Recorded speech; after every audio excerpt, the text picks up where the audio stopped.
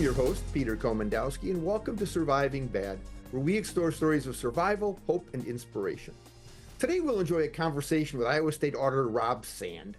For a new generation of political leaders, the phrase, tell the truth but be nice about it, which is, I'm quoting it from a source, is meant to inspire youth to have confidence and hope in democracy and their future. Growing up in Iowa, every child passes the test of judgment by parents, teachers, and peers. In a sense, we all get grades that measure our performance. Our state auditor, Rob Sand, is responsible for evaluating the performance of adults, and they don't always like being graded. Rob, welcome to the show, and tell us a little bit about what you are about and what auditing is about. Sure. Well put, Peter, on all of that. I guess the easiest way to understand what I'm about is I don't think it's hard. I'm trying to do good. I'm not perfect at it. I think I'm good at it, but I'm trying. Some people use try hard as a pejorative. I tend to think that trying is a good thing, and we're supposed to try. We're supposed to do good in the world and try to do right by each other, and so that's what I'm trying to do. I grew up in Decorah in Northeast Iowa, born and raised up there. My dad was also from Decorah, and his parents were from Oshen, so we've been in Winnebago County for a long time. Went to, after finishing my education at law school at Iowa, went to the Attorney General's office. When I was there, I was the chief public corruption prosecutor, prosecuted a lot of violent crime too, and spent 7 years there prosecuting cases like the Iowa Film Office tax credit scandal, the largest lottery rigging scheme in American history that folks may remember was sort of headquartered out of Iowa. And then I ran for state auditor in 2018. Got elected, got reelected in 2022. In my first term, we uncovered a record amount of misspent money. We started a government efficiency program that's so good at saving tax dollars that it's been copied in 2 other states. And in exchange for that good work in my second term, the Iowa legislature and the governor decided to curtail our ability to find misspent money. So they actually reduced our ability to access documents in the hands of state government, which still today makes me think that I must be taking crazy pills, because I can't believe that they actually did that. But look, sometimes it's laugh so you don't cry. You got to grip and bear it. It is what grin and bear it. It is what it is. My wife and I live now in Des Moines, and we've got 2 boys. They are 8 and 10, and a lot of fun. So that's probably enough about me. Well, this is fascinating because, I didn't, this is not necessarily a news show, though there are newsy elements to it, but our shows are relatively timeless. We look at the human and heartfelt experiences you have. I have heard from many people how you have been an inspiration. Now, let's face it, there's 2 sides in politics today, and or at least they tell us that there's 2 sides, right? They want us to think that there's 2 sides. That's exactly right. And a lot of young people have been extremely discouraged in past generations and have not voted, not gotten engaged, and nothing else. But you've been sort of an inspiration to people because you are outspoken, because you are young, and you don't just talk about transparency, you do transparency. And maybe that's the nature of being an auditor, because you have to have the hard facts or the hard science behind what you're doing. You can't make stuff up, or this is not about what you believe. This is about what you do. Yeah, no, that's right. And I do think that that's important. One of the ways I explain it to people is auditing is less about wisdom and more about integrity. You chose to do this thing. Okay, well, did you do it the way you were supposed to? Did you follow the rules? Did the money go where it was supposed to? And we get into the wisdom piece of things on occasion, and I, of course, have my First Amendment rights to talk about what I think is a good and a bad idea. But in the office, it's much more focused on just like, well, was this done correctly? Did the money go to the right place? And I think one of the things that to me was a really important decision getting there was a foundational decision. It was promoting 2 people to senior positions in the state auditor's office right after getting elected the first time, who had made campaign contributions to my opponent, and who, I'm a Democrat, they're an independent and a Republican. And I put them in the most senior spots because, to me, a lot of this is, I think a piece of me being in elected office and in this business is that I'm mostly disgusted by the way it's done. And I look at any ordinary person, Peter, and I'm like, man, you could do better. You could do better. You could do better. And then I'm kind of like, well, maybe I could do better. And the idea for that animates a lot of this to me is just trying to do better. And it is sadly a low bar, I think, for politics today. But I think we should expect more of people, and a lot of them are responsive to a system that creates destructive tendencies. The idea that there's only two ways to think, being one of the worst ones. But we should still try to resist those tendencies, try to avoid temptation, and just try to do good. That's a great spot for us to take a break, because I love the dialogue. I love where you're going. And I'd like to sort of take a look back at when you first ran and how these ideas evolved from the public that got you elected. Sure. We'll see you all after the break. We'll continue our conversation with Rob Sand. Stay tuned. You don't want to miss this.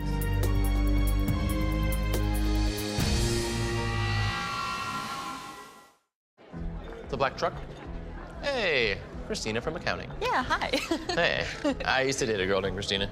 Oh, really? Yeah, and then she dumped me for my best friend. You want to see some photos of them that I took? I don't. I thought we talked about this, buddy. Buzz and overshared again? Yeah. Yeah. I'm gonna call a car. That's a smart idea. So yeah, I know, that's why I did it. Hey, you're gonna get back to the top of the mountain. Does that mean I'm gonna get back with Christina? No. Oh. No. While a lot is changing in our world, at MediaCom, our focus remains the same, making sure you have the fastest, most reliable connection possible. During this critical time, we know your needs are changing. You may be working or learning from home, relying on telemedicine, or finding new ways to keep everyone entertained. If you need more speed, call or go online, and MediaCom will double your speed immediately for as low as $10 more a month for 1 year. I think it's just vapor with flavor. It won't hurt my kid like cigarettes, right? Vaping is safer than smoking, isn't it? There's really not even that much nicotine in them, right? My kid? My kid knows it's dangerous. Get your head out of the cloud. Today, nearly 8,000 kids will start vaping, maybe even yours.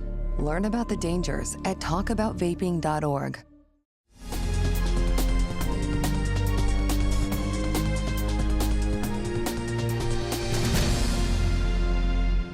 Welcome back to Surviving Bad. We're speaking with Iowa State Auditor Rob Sand.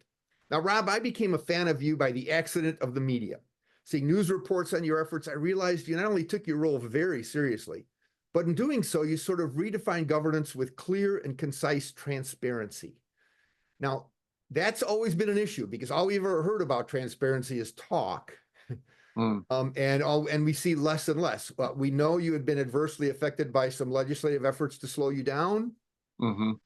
And I sort of sense, not having really watched your campaign early on, but I sort of sensed you probably met a lot of these challenges talking to the public. What was it like when you first chose to run, and what were the positive and negative tensions in being out there talking about this?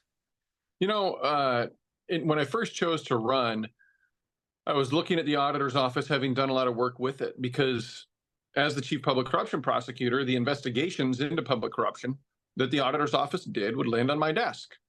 And so I knew a lot of the work that they did. And I had sort of hit the point in my career at the AG's office. I was assistant attorney general, where it was darkening my view on the world, because if you're a criminal prosecutor, the things you get up and deal with every single day, all day long, are just the worst things that human beings do to each other. And that's it. And after a while, that gets rough. And I had seen things in the auditor's office that I thought could be improved. And then I realized that they really had a very broad capacity to promote government efficiency, to save tax money, and that there wasn't really a program in place over there that was doing that. And that was it for me. I said, great, sign me up. I could get elected and start a government efficiency program and find new ways to save money every day. And that's what we did with our PI program, Public Innovations and Efficiencies. But when I'm out there talking about this stuff, to me, the bottom line is that I need to make myself available. And I don't think it's just me. I think it's every elected official. So look, for this year, for example, we actually announced The tradition in Iowa is the 99 county tour. Lee County, for whatever reason, has 2 county seats. And so I go to all 100 county seats to do 100 town halls. And that way I can say by 1%, I am the hardest working elected official in the state of Iowa, which is a fun line, a fun joke. But we announced all 100 of them this year on the same date so that people could look at any point and see over the next 4 months when I was going to be in their county, when I was going to be one county over. And that to me is important for a couple reasons. It was definitely more difficult to do, but I like doing it because it just heightens the availability and the understanding of availability. But also to me, it heightens the sense of your ordinary person mattering to a statewide elected official. My time is, I'm going to tell you where I'm going to be, when I'm going to be there. Everybody's welcome. It's open to the public.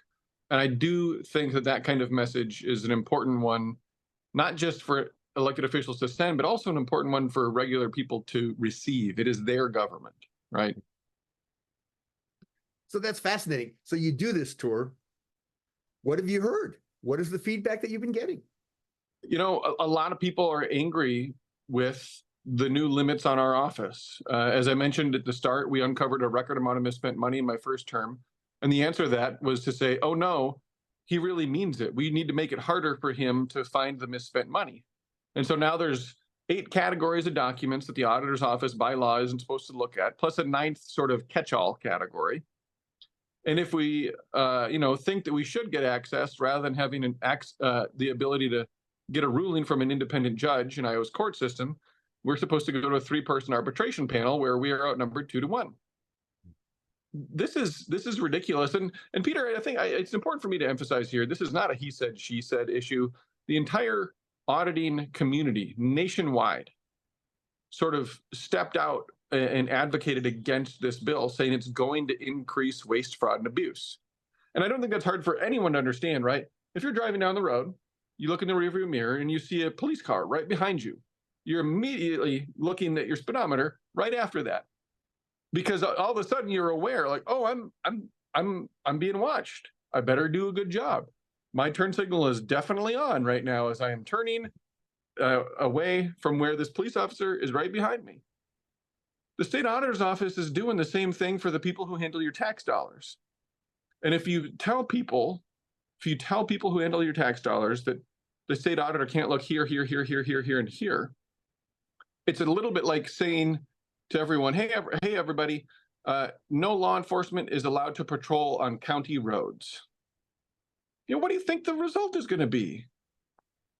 Are there any violations of our Constitution in this kind of censorship? If there was an easy constitutional case, or a facial one, I guess I would say, if you could say that this is, no matter what, always unconstitutional, we would have filed that. It may end up being unconstitutional as applied, and some of this just takes time to see how things develop. So we'll see where things go, but it's a problem, and I don't think that people should be upset about it. It makes sense that it's a top issue that people are talking to me about, but it doesn't mean that we give up. There's not a government or a legislature or a governor in the world that has not made a mistake, but this is a big one, and we should try to get it fixed, because the only place it's going to lead is more waste, fraud, and abuse. Wow, that's very insightful, and I wish I could have said that I've heard this expressed so clearly in the media. So I thank you for sharing that with us. That's sort of important. We're going to take another short break. Stay tuned. We're going to be back with Rob Sand. We want to hear more about his hopes and dreams for Iowa's future. See you all after the break.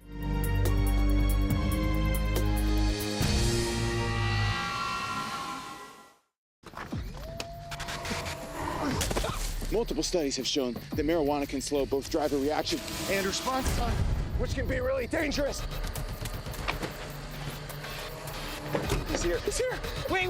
What? I can't drive. Why? I'm high. Oh.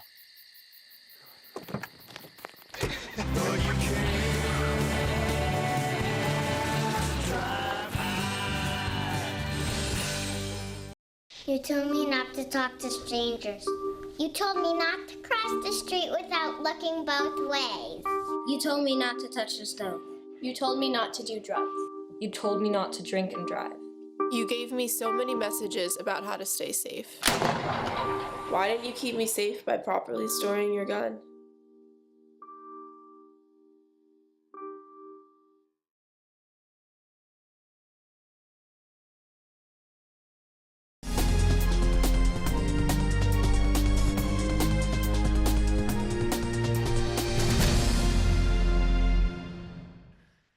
Welcome back to Surviving Bad, where, like today, we often ask our guests to share some of their personal motivations and hopes for the future of Iowa. Rob, tell us a little bit about some of your hopes for the future of Iowa and what you think you can do in your office and in the future to help make this a better place for kids and families. You know, I had a wonderful experience growing up in Decorah. I love my childhood. I love the community I grew up in. And I really want that for more people across the state of Iowa. And I think one of the big differences now is the level of division that we find ourselves in, where, you know, I remember specifically reaching out in 2018 to some of the Republicans in Decorah to invite them to my kickoff speech when I was announcing my first run for state auditor. And one of them said, I don't want to be there. I can't be there. There are people now in town where I cross, or they cross to the other side of the street when we see each other coming. And you can't really have a lot of community cohesion when you have that level of bile and venom for each other. And frankly, it's our political system that's causing it. It has all of these incentives that push people towards thinking that there's only two ways to think, and trying to make them believe that you have to pick a side. There are better ways to do this. They're being done elsewhere in the country, where voters actually get realistic choices from more than just two options. And to me, moving in an anti-partisan direction, not just bipartisan, because bipartisan, again, sort of just assumes like there's only two ways to think. That's wrong. But an anti-partisan direction, where partisanship doesn't matter, where you focus on ideas, where you're focused on problem solving and solutions. That, to me, would make Iowa's government and make Iowa's politics work a lot more the way Iowa does itself. Do you see, I see a changing swell of interest in governance.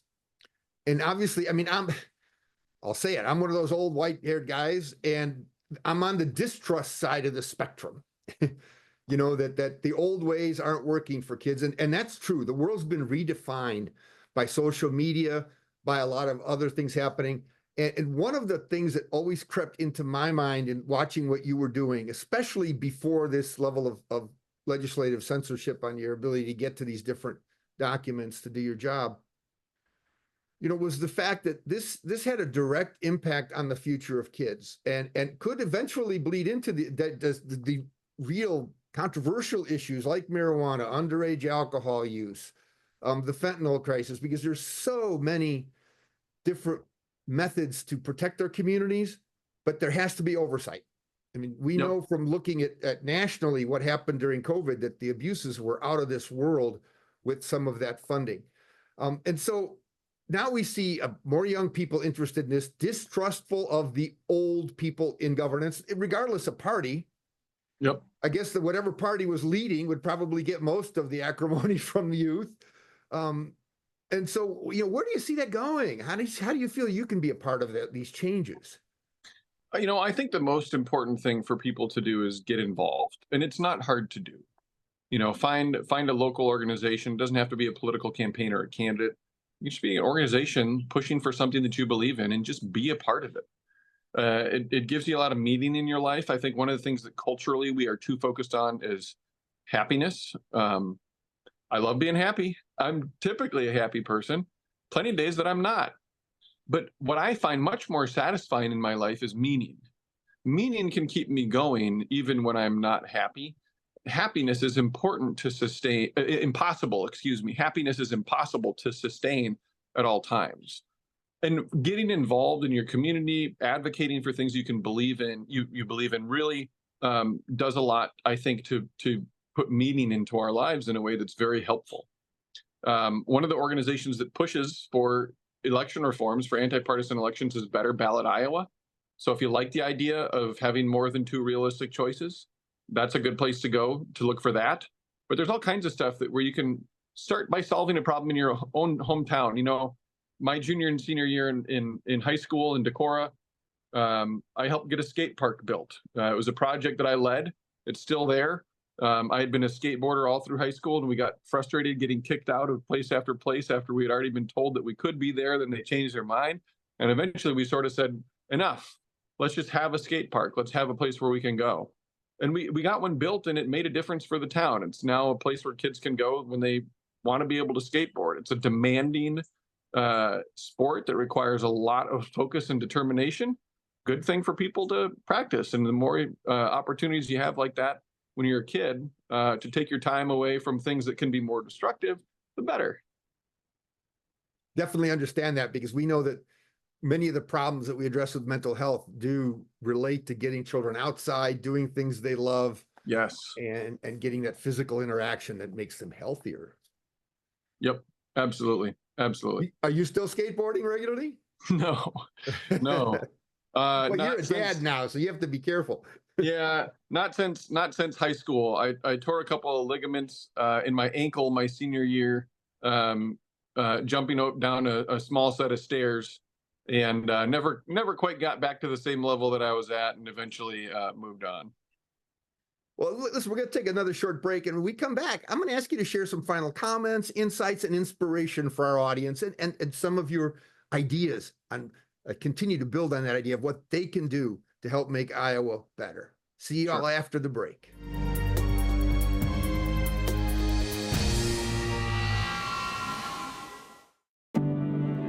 Today, more than ever, you need fast, reliable internet. At Mediacom, we want you to know you can count on us. Our fiber-powered 100% gigabit technology network was built for the future.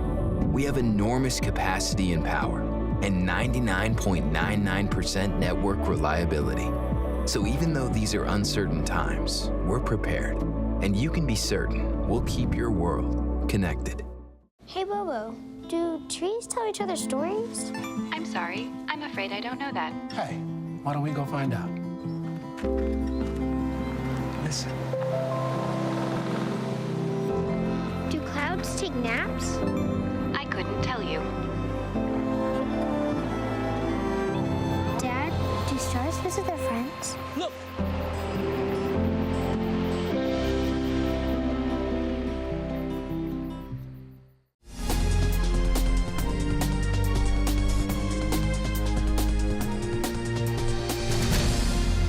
Welcome back. Today on Surviving Bad, we learned how the Iowa State Auditor's Office works and why it is integral to the growth and future of Iowa.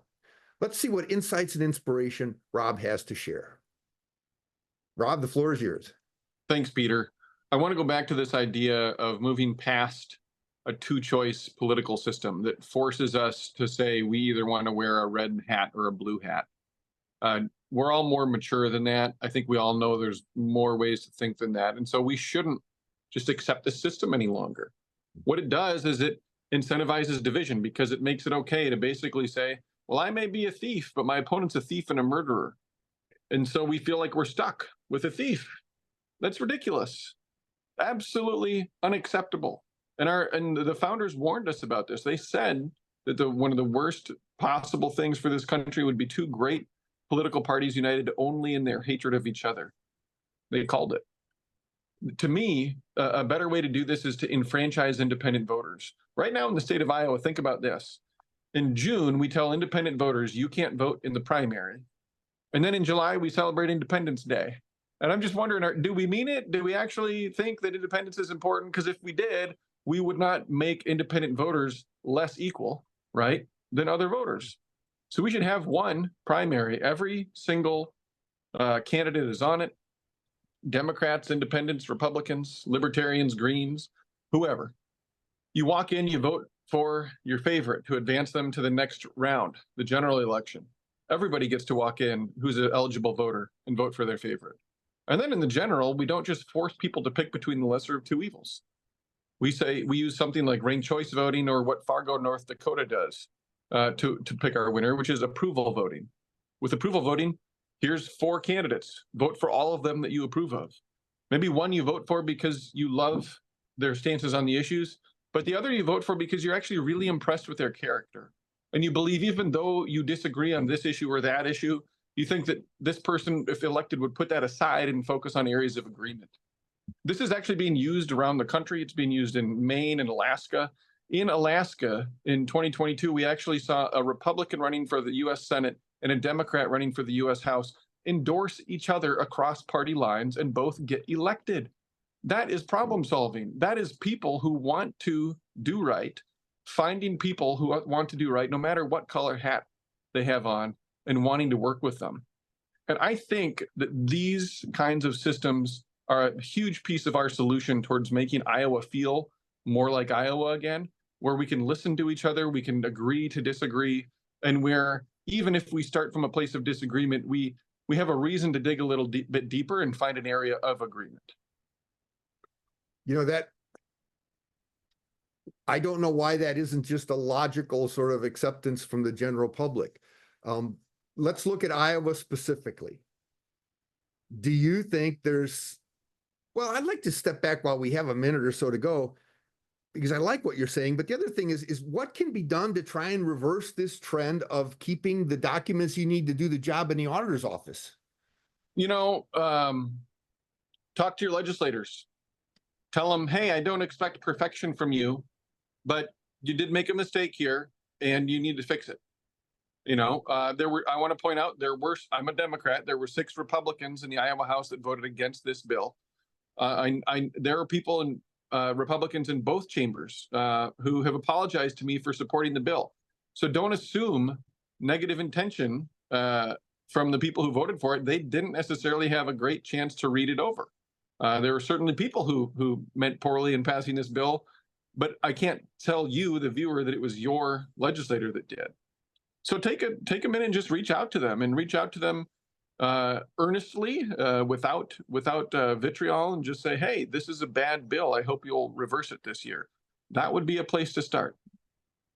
Now, is there a place, are you comfortable with people watching this show, children, kids in school, parents, business leaders calling you up to talk to you and ask you questions about some of these things?